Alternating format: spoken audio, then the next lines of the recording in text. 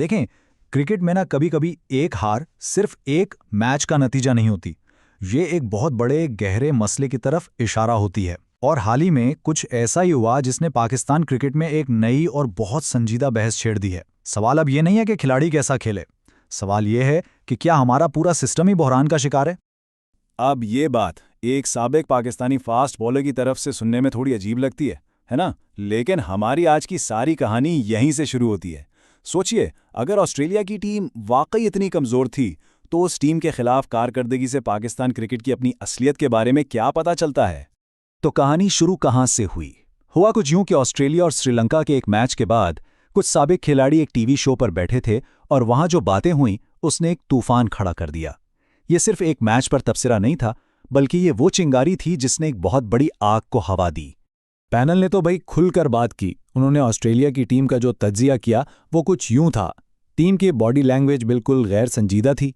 उनके main bowlers Starc, Cummins, Hazlewood team में थे ही नहीं, और उनकी जगह जो आए वो बस खानापुरी के लिए थे। मतलब साफ था कि ये एक बहुत ही कमज़ोर ऑस्ट्रेलियन टीम थी।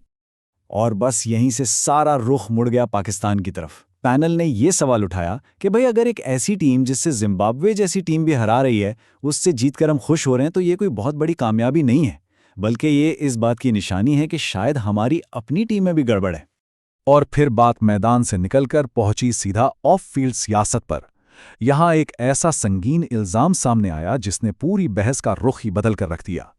इसी दौरान एक सुनने वाले ने सवाल पूछ लिया, और ये सवाल समझें लाखों क्रिकेट फैंस के दिल की आवाज था। सवाल यह था कि आखिर क्यों कुछ खिलाड़ी बार बार फेल होने के बावजूद टीम में आते रहते हैं जबकि वो डोमेस्टिक में परफॉर्म भी नहीं करते। इस सवाल ने पैनल को मजबूर किया कि वो सिस्टम के अंदर की करप्शन और नाइंसाफी पर बात करें। और जो इंकिशाफात हुए वो हैरान कुन थे।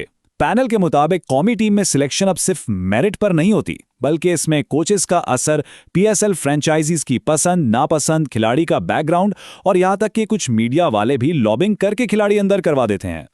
और इस सब का जो नुकसान होता है ना, इसको अहमद शहजाद ने इन चंद लफ्जों में बयान कर दिया। ये सिर्फ एक सियासी मसला नहीं रहता, ये एक इंसानी अलमिया बन जाता है, जहां एक हकदार खिलाड़ी सिर्फ इसलिए पीछे रह जाता है क्योंकि उसकी सिफारिश नहीं होती और उसकी जगह कोई और ले जाता है। यहां से ये बात समझ में आई कि ये सिलेक्शन का मसला तो सिर्फ एक पहलू है, यानी बीमारी की एक अलामत है। असल बीमारी तो कहीं और बहुत गहरी है। ये पूरे के पूरे बोसीदा सिस्टम का मसला है। पैनल ने बताया कि अब कौमी टीम में आने के समझें दो रास्ते बन गए।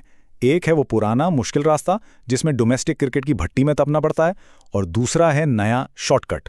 पीएसएल में 2-4 छक्के मारो और सीधा कौमी टीम में। और इसी शॉर्टकट ने खिलाड़ियों की जो बुनियाद है, जो टेक्निक है, उसे तबाह करके रख दिया है। और यही तो सारा मसला है। पैनल ने बड़े अफसोस से बताया कि अब म्यार ही बदल दिया गया है। अब एक ऐसा खिलाड़ी जिसकी औसत सिर्फ 19 की हो लेकिन स्ट्राइक रेट 150 का हो, उसे टीम में ले लिया जाता है, और जिसकी औसत 35 से ज़्यादा हो उसे बाहर बिठा दिया जाता है। ये सोच तो क्रिकेट की बुनियाद के ही खिलाफ है। और सुनिए, ये सब कोई इत्तेफाक नहीं था।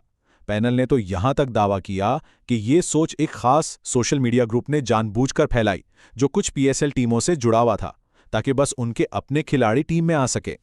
अच्छा, अब इन सब बातों को, इन इल्ज़ामात को एक ज़ाती कहानी के ज़रिए समझते हैं जो इस पूरी टीम पॉलिटिक्स को एक चेहरा देती है। अहमद शहजाद ने जो कहानी सुनाई वो सीधा ड्रेसिंग रूम के अंदर की सियासत को बेनकाब करती है। उन्हें कोच की तरफ से कहा गया कि वो टीम के एक सीनियर खिलाड़ी से दूर हो जाएं।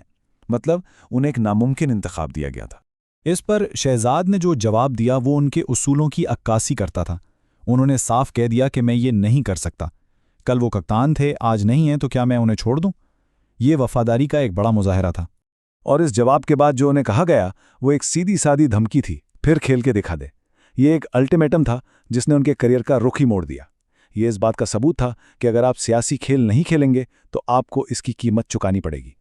शहजाद के मुताबिक यही वो अवामिल थे जिन्होंने एक मुनज़्ज़म तरीके से उनके कैरियर को पटरी से उतारा, जबकि दूसरी तरफ खिलाड़ियों की एक नई नस्ल को एक मुकम्मल महफूज माहौल मिला जहां उनके कोच, सेलेक्टर, एजेंट सब उनके अपने थे और उन्हें चैलेंज करने वाला कोई सीनियर भी मौजूद नहीं था।